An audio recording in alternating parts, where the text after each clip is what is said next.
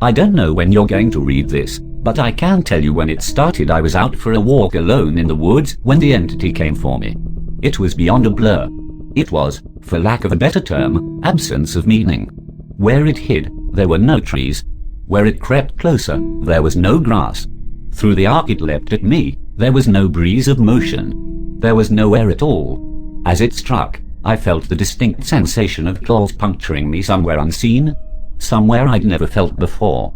My hands and arms and legs and torso seemed fine and I wasn't bleeding, but I knew I'd been injured somehow.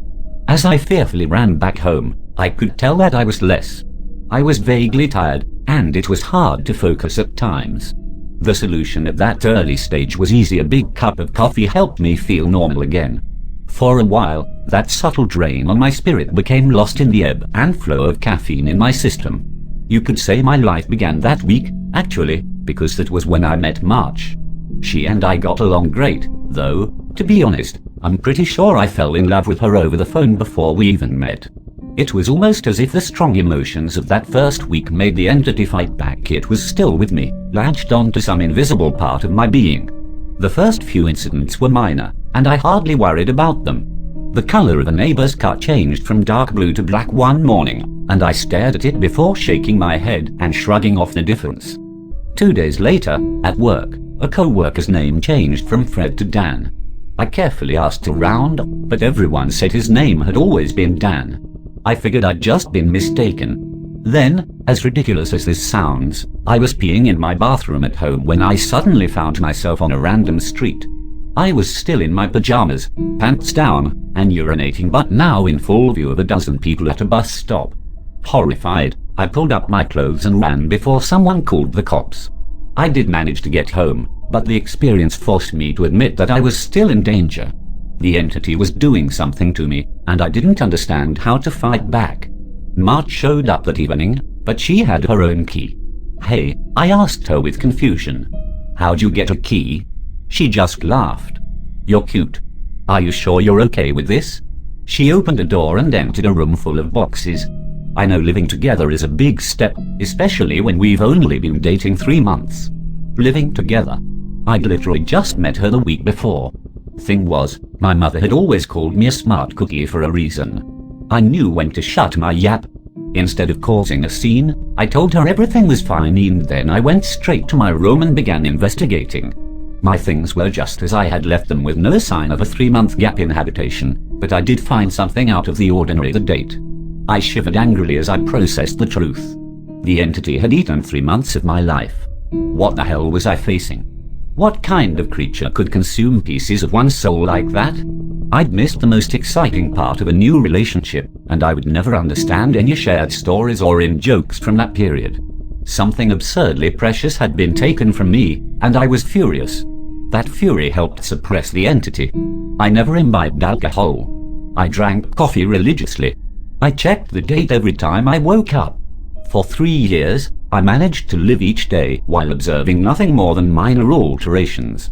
A social fact here and to someone's job, how many kids they had, that sort of thing, layout of nearby streets, the time my favorite television show aired, that kind of thing.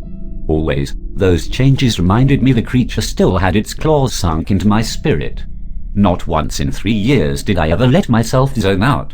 One day, I grew careless. I let myself get really into the season finale of my favorite show. It was gripping. A fantastic story. Right at the height of the action, a young boy came up to my lounger and shook my arm. Surprised, I asked, "Who are you? How did you get in here?" He laughed and smiled brightly. "Silly daddy." My heart sank in my chest. I knew immediately what had happened. After a few masked questions, I discovered that he was 2 years old and that he was my son. The agony and heartache filling my chest was nearly unbearable. Not only had I missed the birth of my son, I would never see or know the first years of his life. March and I had obviously gotten married and started a family in the time I'd lost, and I had no idea what joys or pains those years contained. It was snowing outside. Holding my sudden son in my lap, I sat and watched the flakes fall outside. What kind of life was this going to be if slips in concentration could cost me years? I had to get help. The church had no idea what to do. The priests didn't believe me and told me I had a health issue rather than some sort of possession. The doctors didn't have any clue. Nothing showed up on all their scans and tests, but they happily took my money in return for nothing. By the time I ran out of options, I had decided to tell March. There was no way to know what this all looked like from her side. What was I like when I wasn't there? Did I still take our son to school? Did I still do my job? Clearly, I did, because she seemed to be none the wiser, but I still had a horrible feeling that something must have been missing in her life when I wasn't actually home inside my own head. But the night I set up a nice dinner in preparation, she arrived not by unlocking the front door, but by knocking on it. I answered, and found that she was in a nice dress. She was happily surprised by the settings on the table. A fancy dinner for a second date. I knew you were sweet on me. Thank the Lord I knew when to keep my mouth shut. If I'd gone on about being married and having a son, she might have run for the hills. Instead, I took her coat and sat down for our second date. Through carefully crafted questions, I managed to deduce the truth. This really was our second date. She saw relief and happiness in me, but interpreted it as dating jitters. I was just excited to realize that the entity wasn't necessarily eating whole portions of my life. The symptoms, as I was beginning to understand them, were more like the consequences of a shattered soul. The creature had wounded me, broken me into pieces. Perhaps I was to live my life out of order, but at least I would actually get to live it. And so it went for a few years from my perspective. While minor changes in politics or geography would happen daily, major shifts in my mental location only happened every couple months. When I found myself in a new place and time in my life, I just shut up and listened, making sure to get the lay of the land before doing anything to avoid making mistakes.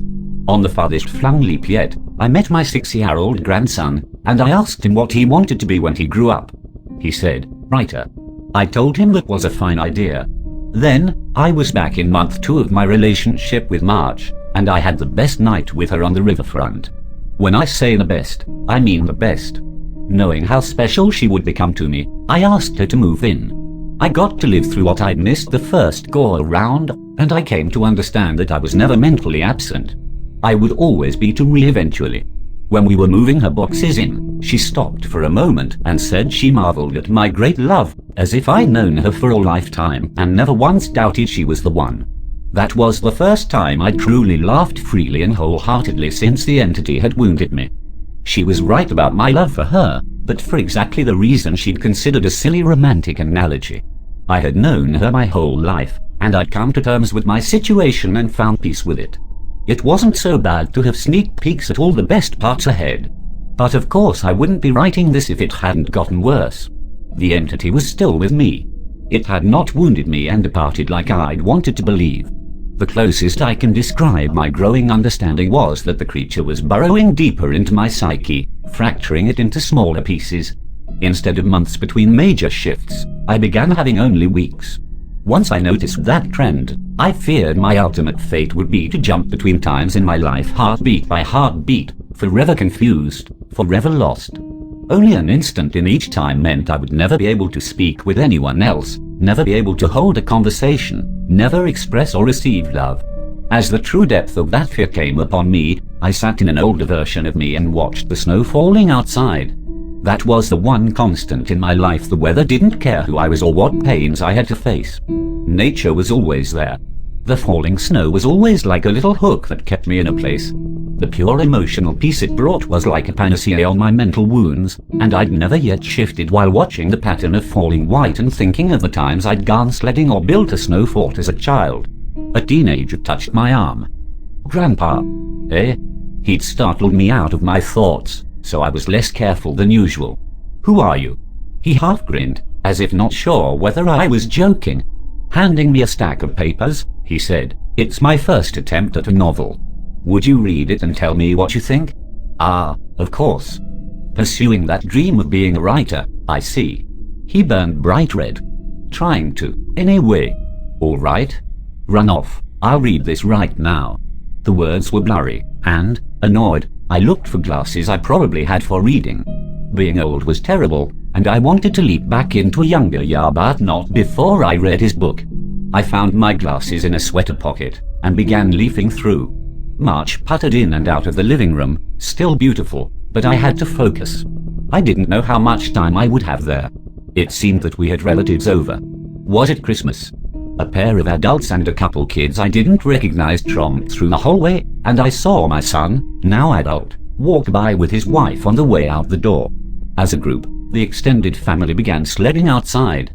Finally, I finished reading the story, and I called out for my grandson. He rushed down the stairs and into the living room. How was it? Well, it's terrible, I told him truthfully. But it's terrible for all the right reasons. You're still a young man, so your characters behave like young people, but the structure of the story itself is very solid. I paused. I didn't expect it to turn out to be a horror story. He nodded. It's a reflection of the times. Expectations for the future are dismal, not hopeful like they used to be. You're far too young to be aware like that, I told him. An idea occurred to me. If you're into horror, do you know anything about strange creatures? Sure. I've read everything I can. I love it. Warily, I scanned the entrances to the living room. Everyone was busy outside. For the first time, I opened up to someone in my life about what I was experiencing. In hushed tones, I told him about my fragmented consciousness. For a teenager, he took it well. You're serious? Yes. He donned the determined look of a grown man accepting a quest. I'll look into it, see what I can find out. You should start writing down everything you experience. Build some data. Maybe we can map your psychic wound. Wow. Sounds like a plan. I was surprised. That made sense, and I hadn't expected him to have a serious response. But how will I get all the notes in one place? Let's come up with somewhere for you to leave them, he said, frowning with thought. Then I'll get them, and we can trace the path you're taking through your own life, see if there's a pattern. For the first time since the situation had gotten worse, I felt hope again. How about under the stairs? Nobody ever goes under there. Sure. He turned and left the living room. I peered after him. I heard him banging around near the stairs. Finally, he returned with a box, laid it on the carpet, and opened it to reveal a bursting stack of papers. He exclaimed, "Holy crap."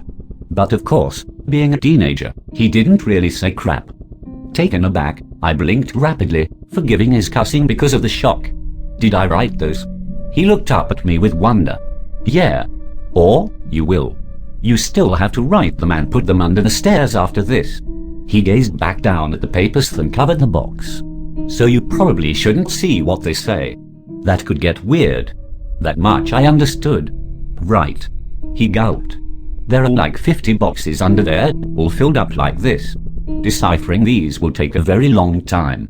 His tone dropped to deadly seriousness. But I will save you, Grandpa. Because I don't think anyone else can. Tears flowed down my cheeks then, and I couldn't help but sob once or twice.